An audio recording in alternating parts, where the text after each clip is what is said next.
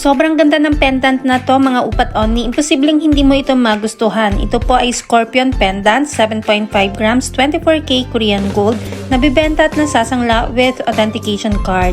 Kung ayaw mo ng Scorpion, pwede rin ito sa Dragon design. Ang haba ng 7.5 grams ay almost 2.5 cm bukod ang palawet na sinasabit mismo sa chain. Napakaganda rin ng ating chain. Ito ay 37.5 grams bamboo chain. At dahil maganda ang ating pendant, pwede mo siyang i-partner sa kahit anong chain na magustuhan mo.